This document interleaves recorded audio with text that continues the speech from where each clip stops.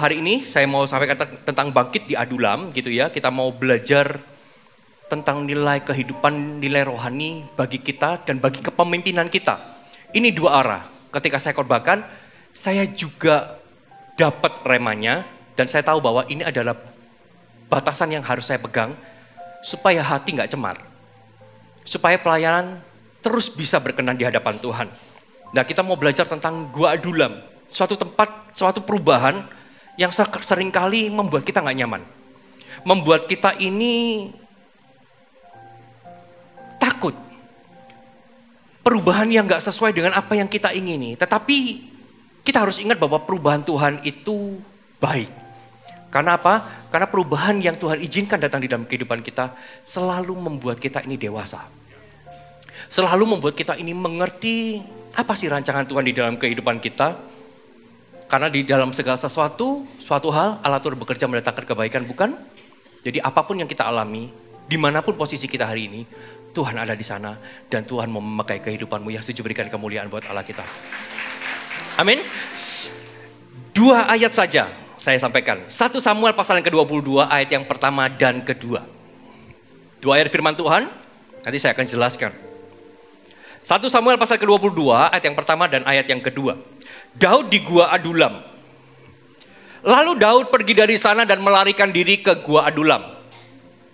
Ketika saudara-saudaranya dan seluruh keluarganya mendengar hal itu, pergilah mereka ke sana mendapatkan dia.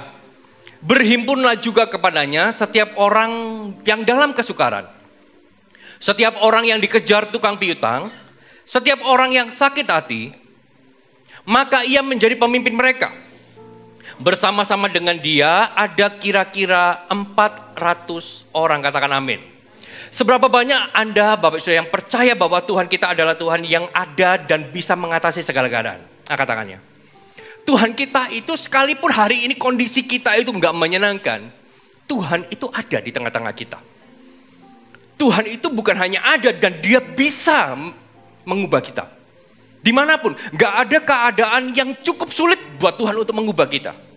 Nggak ada. Sekalipun itu di tempat yang paling dalam, di Gua Adulam sekalipun, Tuhan bisa mengubah. Asalkan kita mau. Nggak ada satu keadaan pun yang bisa atau sanggup menggugurkan rencana Allah di dalam kehidupan kita. Nggak ada.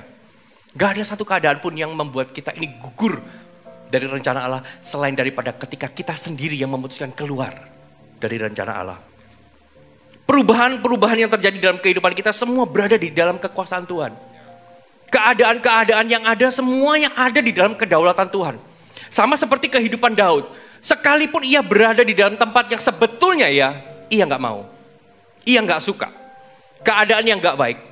Tapi Tuhan sanggup menjadikan Gua Adulam sebagai lompatan yang tidak terduga.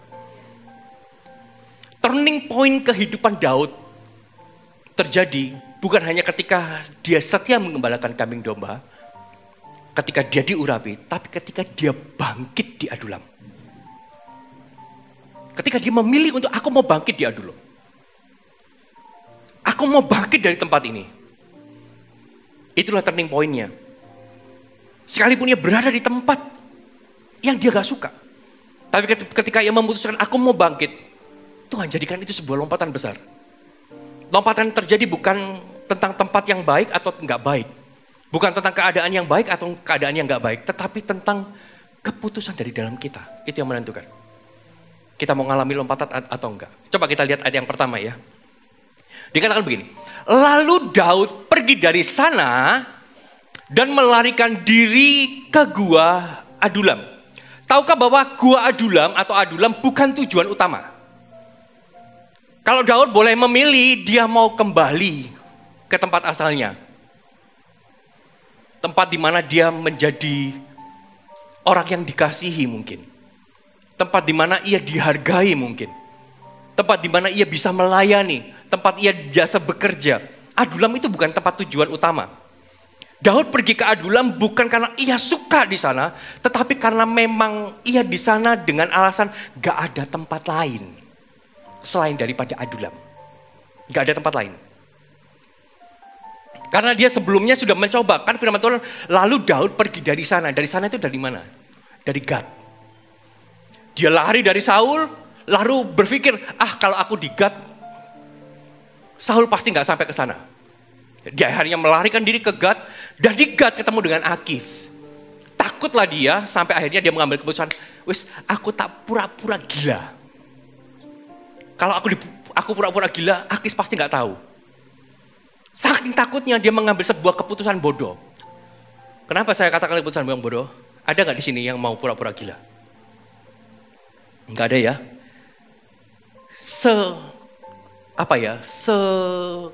Beradanya kita di dalam tekanan. Kita nggak mau jadi orang gila, betul? Kita akan lebih memilih aku mau jadi orang yang waras. Tapi Daud, karena dia nggak punya jalan lain selain daripada pura-pura gila, ia pura-pura gila. Sehingga Akis berkata, kenapa kamu bawa aku ke sini? Apakah aku ini kekurangan orang gila? Nah, saking takutnya, begitu lolos dari Akis, Adulam itu tujuannya. Adulam itu tujuannya. Dia ke sana bukan karena dia mau, tapi karena satu-satunya tempat di mana dia bisa berada, ya Adulam. Satu-satunya tempat di mana dia bisa merasa aman, ya Adulam. Pertanyaannya, mengapa larinya ke Adulam? Apakah nggak ada tempat lain selain daripada Adulam? Dalam bahasa Ibrani, gua Adulam berasal dari kata Ibrani Adulam yang berarti tempat berlindung. Kata Adulam itu tempat berlindung artinya. Dan kata Adulam sama dengan kota perlindungan waktu zaman Musa dapat mandat dari Tuhan. Bangunlah kota perlindungan. 6 kota perlindungan.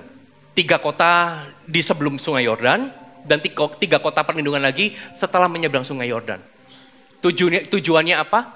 Supaya orang-orang yang butuh pemulihan, yang gak sengaja berbuat dosa, yang gak sengaja membunuh orang gitu ya, dia bisa lari ke sana. Untuk apa? Untuk mengalami pemulihan. Untuk perkaranya dibela. Arti Adulam juga sama. Karena itu adalah tempat perlindungan satu-satunya. Supaya Daud ini bisa menenangkan diri, supaya Daud ini bisa pulih. Gua Adulam adalah tempat pelarian buat orang-orang yang kecewa. Orang-orang yang sakit hatinya. Orang-orang yang dikejar-kejar, penuh ketakutan, larinya semua ke Adulam. Dan Daud berpikir, aku mengalami ketakutan. Aku juga mengalami kekecewaan. Aku juga mengalami tekanan. Gak ada tempat yang bisa aku tuju selain daripada Adulam. Mungkin pada waktu itu Adulam itu terkenal.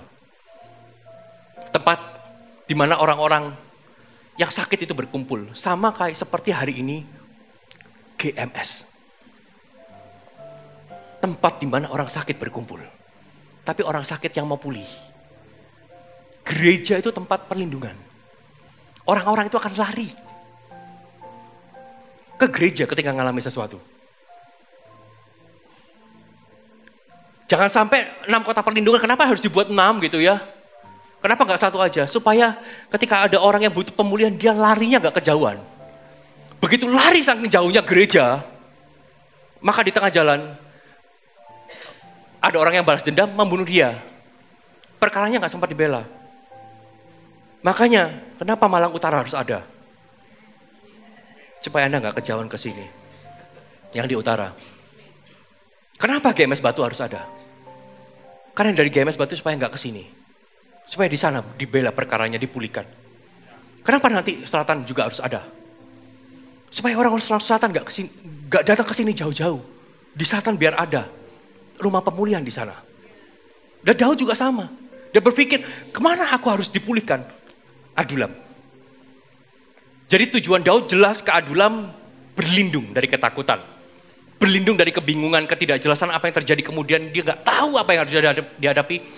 Dia harus menghindar dari Saul, dia makanya ke Adulam. Tapi di Adulam, di tempat ini yang seharusnya Daud itu cuma ingin berdiam diri gitu ya. Kadang orang itu pindah gereja. Gak mau ngapa-ngapain. Aku tak mengawasi dulu. Aku tak lihat keadaan dulu. Pindah di dalam satu kota, karena mungkin perubahan yang dia nggak inginkan, dia lebih memilih diam. Daud juga sama. Dia ke Adulam itu cuma aku mau istirahat. Pokoknya aku mau berlindung. Tapi ternyata sekalipun tujuannya aku tak diam dulu, berdiam diri. Tapi ternyata begitu dia sampai ke Adulam, Tuhan punya rencana di dalam hidupnya. Ternyata Tuhan membuat Daud gak bisa berdiam diri. Karena di Adulam, dari tempat ini, semua pahlawan besar yang mengikut Daud dilahirkan di sini.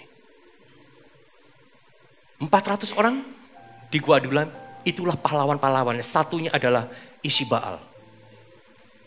Satunya adalah Benaya. Eleazar di situ. Di tempat itu semua dilahirkan. Gua Adulam adalah tempat yang biasa bagi orang-orang pelarian mengalami ketakutan. Makanya firman Tuhan jelas katakan, berhimpunlah juga kepadanya setiap orang yang dalam kesukaran. Orang yang dikejar tukang piutang, setiap orang yang sakit hati, semuanya ngumpul di sana. Itulah alasan kenapa Daud ke Adulam. Karena gak ada lagi tempat yang ia bisa tuju. Gak ada lagi tempat yang bisa digunakan untuk berlindung. Dan di dalam kesendirian, Daud ini mengalami pertemuan pribadi dengan Tuhan. Dia mengalami sesuatu dengan Tuhan, di mana dia gak hanya mendapatkan kekuatan baru, tetapi juga dapat panggilan baru. Dapat panggilan baru di dalam hidupnya sebagai seorang pemimpin yang diurapi. Tuhan itu ada dimanapun. Sekalipun hari ini kita berada di Gua Adulam, aku pengen sendiri, aku pengen rest, aku pengen istirahat. Tuhan ada di sana. Dan Tuhan bisa berbicara kepada Anda. Asalkan Anda membuka hati. Tuhan ada di situ. Tapi yang sering kali terjadi adalah ketika kita berada di Adulam, kita gak cari Tuhan. Kita cuma aku mau menenangkan diri. Menenangkan diri itu harus cari Tuhan. Orang yang di Adulam seringkali menjadikan Adulam sebagai tempat akhir atau finish. Gak ada tempat lain, aku hanya bisa di sini. Aku mau mengakhiri hidup di situ. Makanya di sana berkumpul kan orang-orang sakit hati. Karena menganggap bahwa ini sudah goalnya. Aku sudah gak punya masa depan. Di tempat yang seperti itu, ketika kita ketemu Tuhan, minta Tuhan bicara, terjadi sesuatu, Bapak. Tapi seringkali kita merasa bahwa ya sudahlah, aku tak di sini aja. Aku tak di bawah aja. Aku tak biasa-biasa aja. Itu kesalahan kita. Itu kesalahan kita. Di gua ini orang-orang terlantar, tertekan, sakit hati, kecewa, berhutang, berkumpul bersama Daud. Yang kemudian Daud itu memimpin mereka. Dan ini bisa menggambarkan bagaimana Tuhan itu sering menggunakan masa-masa sulit kita. Perubahan-perubahan yang gak mudah. Untuk mempersiapkan Anda sebelum masuk panggilan yang lebih besar. Daud dibawa ke Adulam, tapi di situ panggilan lebih besar. Dia terima. Adulam adalah tempat pemurnian, tempat kita dilatih secara spiritual. Di mana kita ini dipanggil untuk menyadari kebergantungan kita sama Tuhan.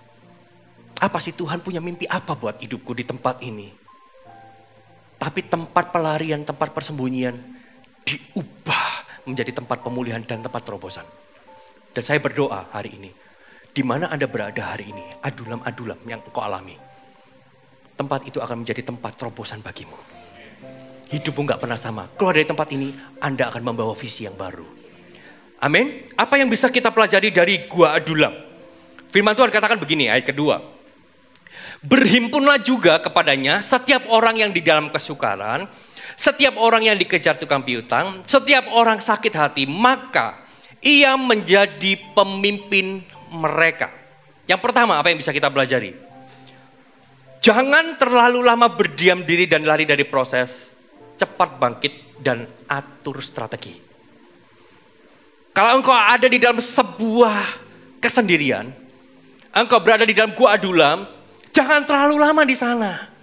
Daud ini punya tujuan, aku mau ke Adulam, aku mau berdiam diri, aku mau istirahat, aku mau berlindung. Apakah itu salah? Enggak salah, tapi jangan lama-lama. Jangan lama-lama. Begitu Daud sampai Adulam, pengennya istirahat, ngelihat ada orang-orang terlantar, nggak tergembalakan dengan baik, disitulah dia bangkit. Aku nggak bisa berdiam diri. terlalu lama. Yes, aku mau berdoa, tenangkan hati. Setelah itu bangkit. Ayo atur strategi. Dengan 400 orang yang kepahitan, apa yang bisa kulakukan? Gimana caranya bangkit? Jangan jadikan gua Adulam itu sebagai tempat hanya untuk berdiam diri. Jangan jadikan gua Adulam itu sebagai tempat untuk kita berhenti. Justru ketika di gua Adulam, jangan terlalu lama berdiam diri, lari dari proses, tapi cepat bangkit dan kembali lagi atur strategi. Kembali atur strategi. Sekalipun keadaannya nggak ideal, nggak sesuai dengan yang kita mau, nggak seperti yang kita harapkan. Keadaan nggak berjalan sesuai rencana. Jangan diam di sana. Bangkit dan kembali atur strategi. Ayo jalan lagi. Mau sampai kapan kita berdiam diri di gua Adulam?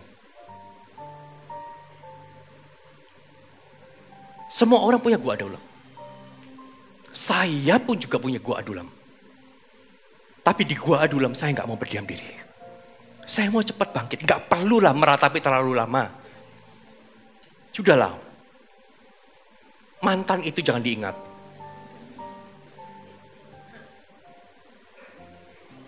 Mantan itu kan kegagalan. Jangan diingat. Udah bangun hubungan, relationship, putus di tengah jalan. Mantan gak usah diingat. Yang perlu Anda ingat cuma satu, Tuhan itu. Itu perlu diingat. Mantan jangan. Gak ada mengingat mantan yang menyenangkan itu, gak ada. Mengingat mantan akan membawa kita kembali ke belakang. Bangkit. Jangan biarkan diri kita ini berdiam diri dan tenggelam, tapi jadikan gua Adulam sebagai tempat yang baru untuk memulai. Tempat yang baru untuk memulai. Dari gua Adulam kita bisa melihat gak pernah ada keadaan ideal di dalam ministry dan kegerakan, gak ada. Akan selalu ada perubahan. Yang namanya kegerakan itu selalu berubah. Saya ada di GMS dari 2003, saya melihat banyak perubahan. Tapi kalau saya bisa sampai hari ini, bukan GMS yang berubah ngikuti saya. Tapi saya yang berubah. Saya yang berubah. Gak ada pengembalaan yang ideal itu gak ada. Gak ada. Departemen yang ideal itu gak ada. Akan selalu berubah, akan selalu diperbaharui. Formasi akan selalu berubah. Keadaan akan selalu berubah. Tim akan selalu berubah. Sistem akan selalu diperbaharui. Tapi sekalipun itu gak nyaman, itulah yang membuat kita kuat sampai hari ini. Makanya kalau ada keadaan yang gak ideal, berdiam diri jangan untuk berlindung. Tapi untuk berdoa agar melalui Adulam bisa jadi lompatan yang terjadi di dalam kehidupanmu. Jangan berdiam diri cari aman. Dakwis, kalau aku nanti masuk lebih dalam, aku akan kecewa. Betul? Ya. Tapi Anda gak masuk, Anda juga kecewa. Sama kecewa masuk lebih dalam aja. Di luar Anda kecewa kok. Di dalam, sama. Gak ada yang ideal. Gak ada gereja yang sempurna. Gak ada CG yang sempurna. Departemen ministry gak ada yang sempurna. Kalaupun ada, kita masuk jadi gak sempurna. Karena kita gak sempurna. Gak ada. Kalau kita ada di Adulam, jangan cuma berdiam diri tapi berdoa. Tuhan, pakai proses ini untuk membawa lompatan yang besar terjadi. Itu harusnya kita berdoa. Kita gak boleh cuma pindah mau cari aman. Aku pindah ya ke sana. Supaya apa? Ya supaya aku enak lah, di situ gak enak. Kenapa? Aku kerja terus. Di situ aku kok disuruh penjangkau terus. Di sana kok pelayanan terus. Aku tak pindah sini. Supaya apa? Supaya bisa santai. Jangan pindah Pak. Jangan. Anda harus pindah ketika Anda berkata, aku mau lebih lagi. Harus pindah. Tapi kalau pindahnya itu cuma supaya aku lebih santai. Gak usah pindah. Itu akan jadi kuburanmu. Kuburan ministry dan panggilan. Jangan pindah-pindah CG. Pindah CG itu janganlah. Ya. Kalau ada CG ini kok bergerak terus. Ya memang gereja ini bergerak. Aku tak cari CG yang santai, nggak ada. Nggak ada di sini. Sebelah ada. Di sini nggak ada. Semua bergerak. Pindah itu kalau aku mau lebih lagi. Pindah di situ. Jangan cari aman, cari hal tenang. Lalu berdiam diri. Karena kalau kita pindah hanya untuk melindungi diri agar tetap di zona nyaman, maka itu akan jadi akhir dalam ministry dan panggilan dalam hidup kita. Pemimpin yang pengen pindah ke Adulam hanya untuk cari aman, gak usah pindah, jangan. Pemimpin yang berada di Adulam hanya untuk, ya aku mau di sini aja sudah stay, aku gak mau apa-apa, jangan. Engkau harus bangkit. Kepindahanmu gak akan jadi lebih baik kalau ke Adulam hanya berdiam diri. Malah akan jadi orang-orang kecewa pahit berkumpul di Adulam. Termasuk Anda ada di sana. Kepindahan Anda ke Adulam, bangkit dari Adulam, didasari pemakaian Tuhan yang lebih besar. Daud itu berlindung ke Adulam, gak lebih santai hidupnya.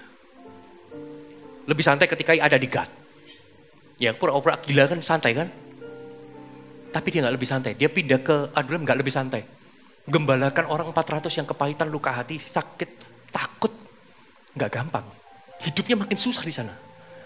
Tapi dia memilih untuk bangkit di sana. Kita harus bangkit. Kalau kita gak bangkit, hal itu akan jadi kuburan kita hanya menjadi 400 kumpulan orang sakit. Gak bisa jadi tempat pemulihan, gak bisa jadi tempat terobosan. Hanya tempat kumpulan orang sakit, itu aja. Tapi kita di sini, sekalipun kita orang sakit, tapi kita di sini kan mau pulih, mau ngalami terobosan. Diam jangan terlalu lama. Cepat bangkit, atur strategi ya. Lalu yang kedua, dari gua Adulam kita bisa belajar apa? Dikatakan begini, berhimpunlah juga kepadanya setiap orang yang dalam kesukaran, setiap orang yang dikejar tukang piutang, setiap orang yang sakit hati, maka ia menjadi pemimpin mereka. Maka Daud itu menjadi pemimpin mereka. Saya mau tanya, kalau ada orang yang dalam kesukaran, setiap orang yang dikejar tukang piutang, setiap orang yang sakit hati, Anda mau gembalakan gak Pak bisa? Oh, pertanyaan sulit itu. Cukup sulit. Tapi enggak Daud. Ketika dia melihat di Gua Adulam, apa yang ada, maka ini poin yang kedua. Dari Gua Adulam kita bisa belajar apa? Mulai membangun dengan apa yang ada. Jangan mencari atau menunggu yang gak ada. Semua maunya ideal. Semua maunya yang baik. Tapi kalau hari ini yang baik belum ada padamu, hanya yang belum baik, mulai bangun di situ. Jangan minta yang gak ada. Jangan tunggu yang gak ada. Pak, kok gak ada orang yang kalau saya ngomong A semuanya gerak. Kalau saya ngomong B semuanya gerak. Tapi kalau itu membuat kita gak bergerak, salah. Gimana caranya orang yang gak mau bergerak bisa gerak? Bangun di situ. Kalaupun ada orang yang kita bilang A, bilang B, dia langsung mau gerak. Masuk dalam bilangan Anda, gak mau taat sama Anda biasanya. Kan pinter, pandai, intelektualnya tinggi. Susah digembalakan. Daripada nunggu yang enggak, mending lahirkan dari yang ada. Hanya ini yang ada bukan alasan untuk kita gak membangun apa-apa. 400 orang lumpuh rohani, keras hati, pahit hati, bermasalah keuangan, bermasalah pekerjaan, gak menjadi alasan buat Daud membangun mereka dan memperluas wilayahnya. Ini yang ada, ini yang dibangun. Ini yang ada, ini yang disyukuri, ini yang dinikmati. Apa yang ada padamu, bangunlah itu. Gak perlu iri dengan apa yang gak ada. Gak perlu iri. Wah enak gereja sebelah ya, ada ininya, gak perlu iri. Saya bersyukur loh punya Anda Bapak itu. Gak tahu Anda bersyukur gak biasa. Saya bersyukur punya Anda. Saya gak pernah bandingkan Anda dengan gereja sebelah. Gak pernah. Apa yang ada ya udah itu dikasihi. Itu dibangun. Gak punya raja, gak apa-apa.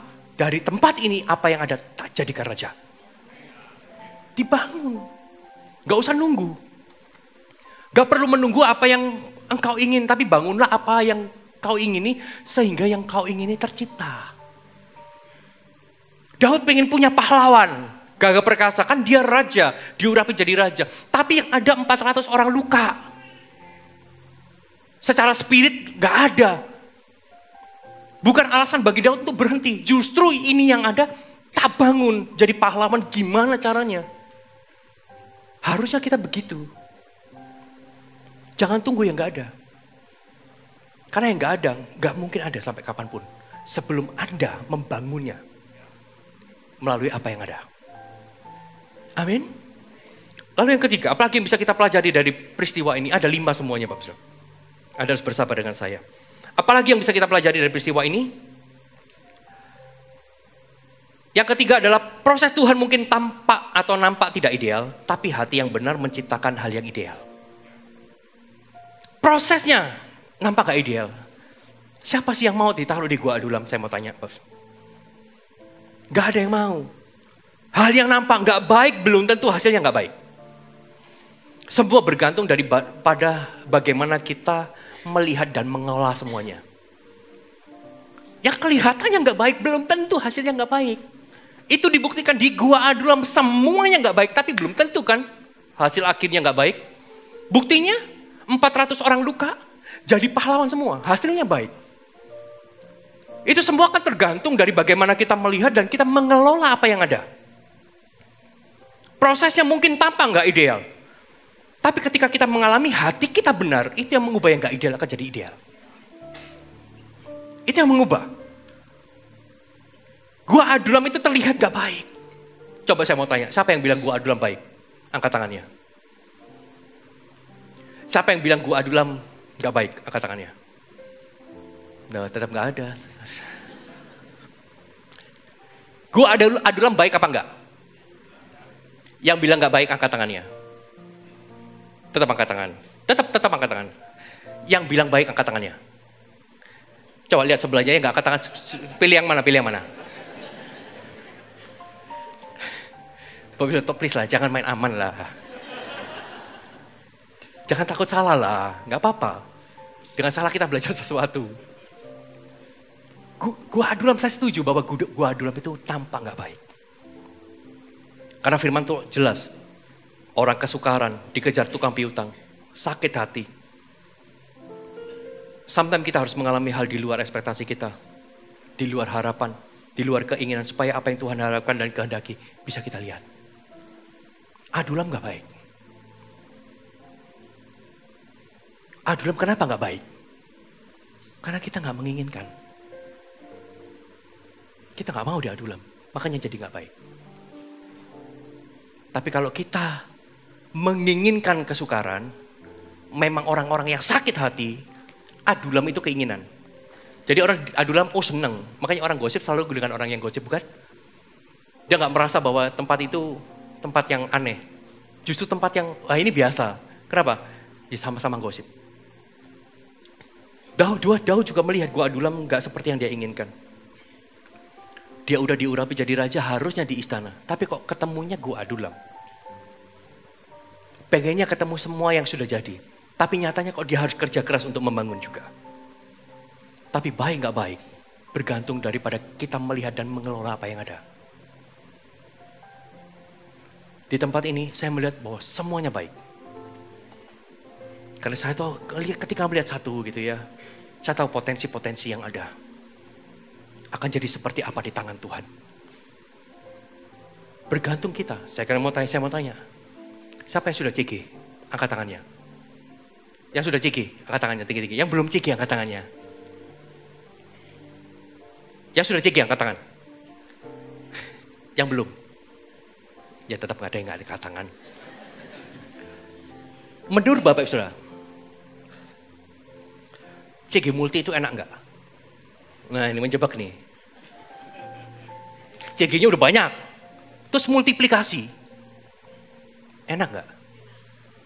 Siapa yang bilang nggak enak? Siapa yang bilang nggak enak? Gak ada ya? Semua bilang enak ya? Siap multi.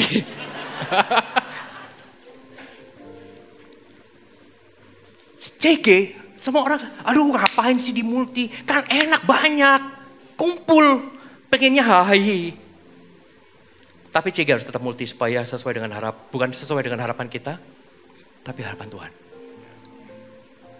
Semua yang kita nggak suka, belum tentu hasilnya nggak kita suka.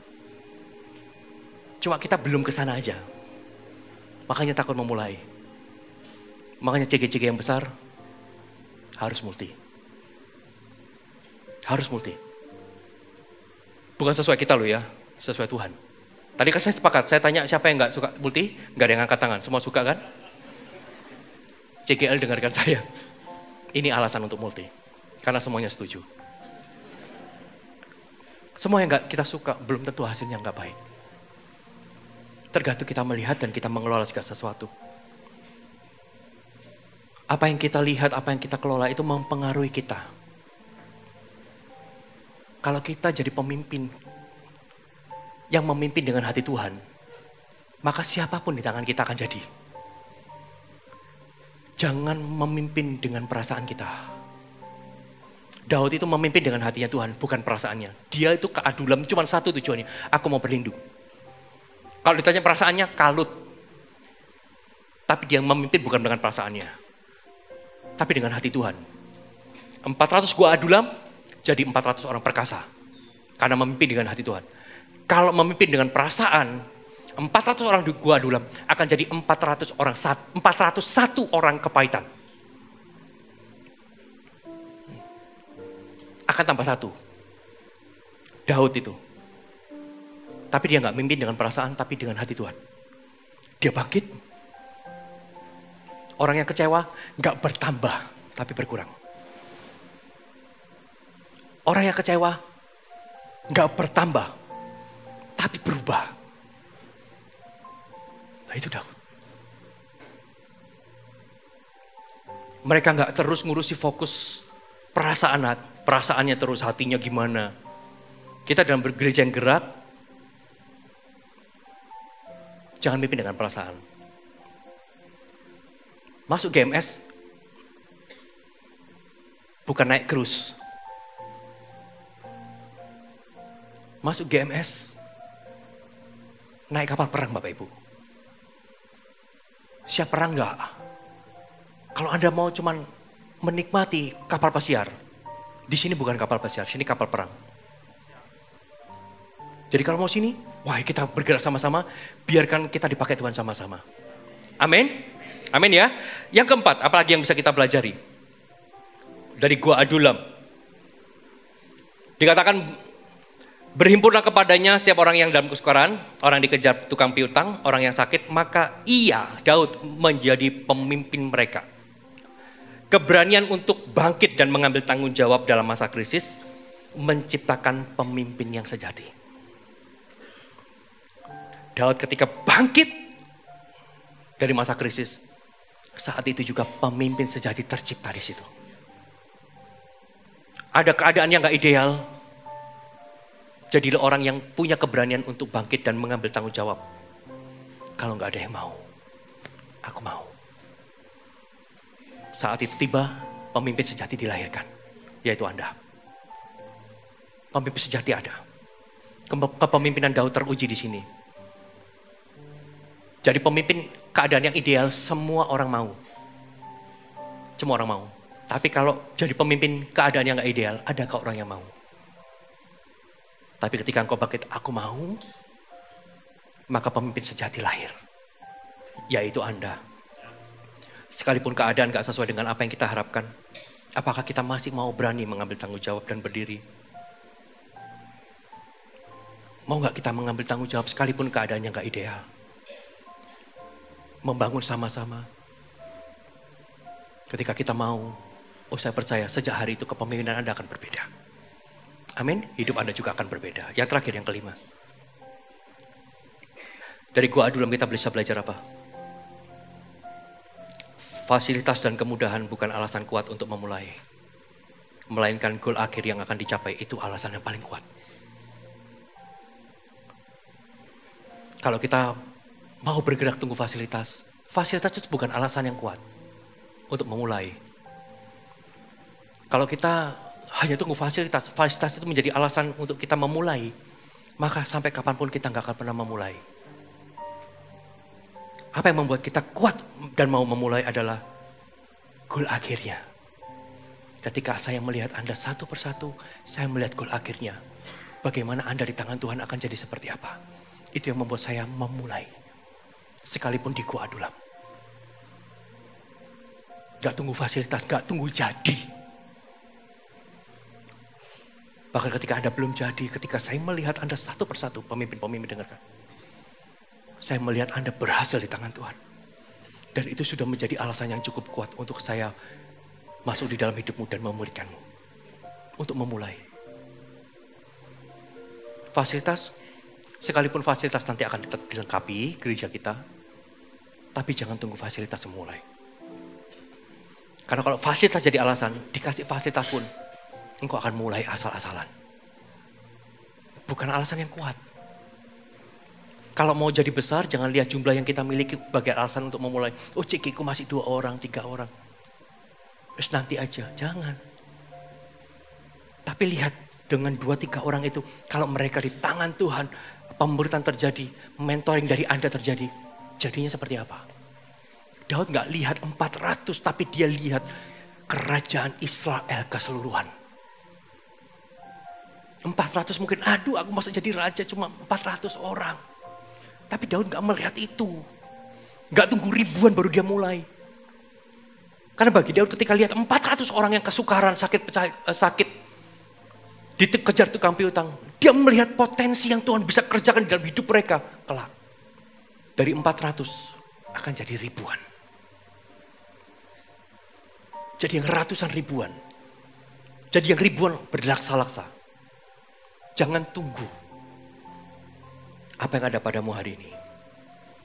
Lihat goal akhirnya. Bersama dengan Tuhan. Pasti akan melakukan perkara besar.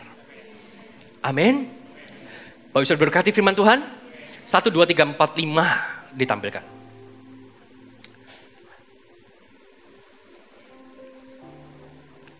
Yang diberkati Tuhan, saya undang bisa bangkit berdiri.